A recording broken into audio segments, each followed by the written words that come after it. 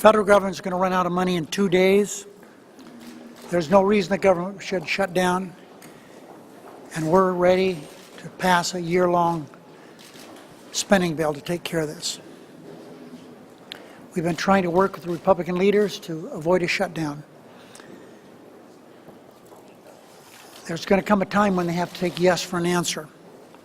I guess they're not there yet. There's still factions within the Republican Party who want extreme measures. You've all heard them just like I have. In the omnibus negotiations, Republicans have targeted a few things: rights of women, health care, of course, environment, going at some of the basics that we believe in to become part of our makeup, that is clean air, clean water.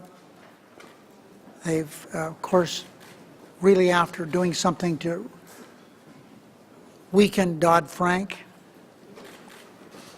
And we heard the same thing in that interview you saw in front of one of the Hill newspapers yesterday about the things that Senator McCollum was going to work on next Congress. So I guess there's nothing new under the sun. For the extremists within the Republican Party that has been so strong within their party, there's always a reason to try to take a poke at the president. If it's not one thing, it's some other thing. American people certainly shouldn't be facing another government shutdown, but I guess that's what we're facing. No one wins from these cliffhanger fights that we're having. People that lose are the American people. And with the negotiation, neither side is going to get everything they want, but that's what compromise is all about. That's what legislation is all about. Senator Mikulski has done a remarkably good job. She did such a good job in the caucus explaining what she's been through with the nearly 100 riders that she's had to try to fight off. So in spite of all this, I'm optimistic that even the Republicans don't want a government shutdown. Is the derivatives push-out provision going to be, are you going to agree to allow that in the final spending bill? The bill has not been filed yet. There's still negotiations going on a few things. Senator Reid, when do you expect to bring the tax extenders bill to the floor? When we work through the defense bill, when we work through the omnibus, and I think that would be the right time to do this. Do you think we can do all of that this week? Well, it's up to the Republicans. We on our side could get them done quickly, but we'll have to see what they want to do. Senator Reid, what about on nominations? I know you all want to move on the Surgeon General. Yes, I have to stay until Saturday, or what's going to happen? Well, maybe we'll have to work the weekend and maybe even work next week. I know that's tough duty for everybody, but we may have to do that. We have a number of nominations we're going to do.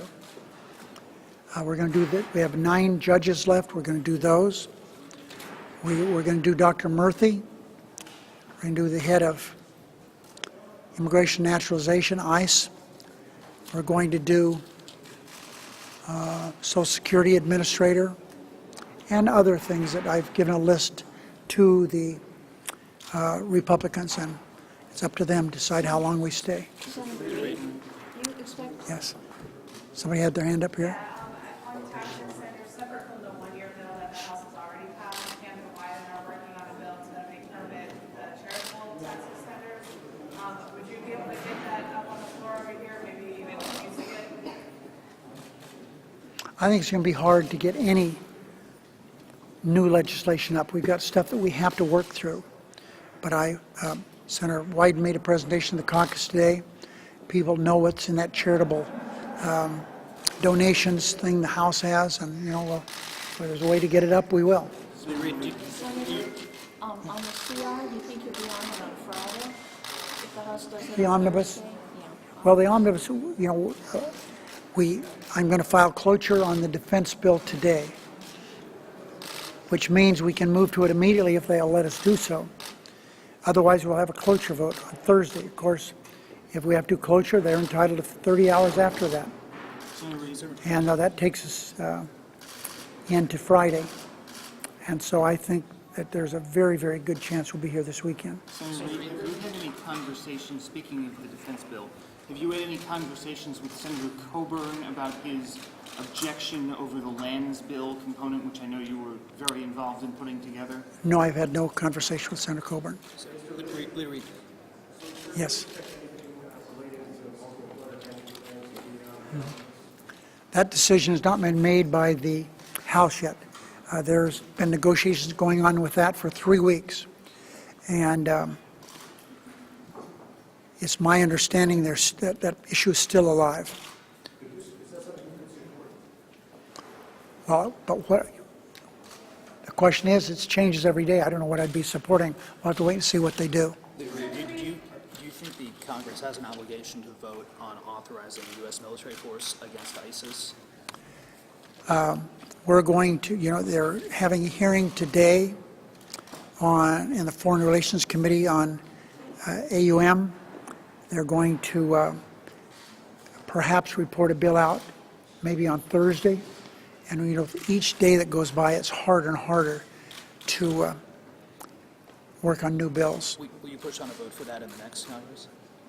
Oh, you don't have to worry about me pushing. There's going to be a lot of people pushing for that. Are you going to pass a 1 or 2 day CR to get it on the rest? I hope we don't have to, but if we have to, I will be happy to vote for it. Senator Reid, are Senate Democrats going to allow the District of Columbia's local marijuana law to be eviscerated by the continuing resolution? I've had conversations with the Congresswoman that represents the district, and I'm opposed to what the House is trying to do. If they put it in there, it's going to be hard to take it out over here, but I oppose it. One last question. What's happening with TRIA? What's that? What's happening with TRIA? Well, TRIA is, I don't think TRIA is going to be in the omnibus. Okay, thanks, everybody.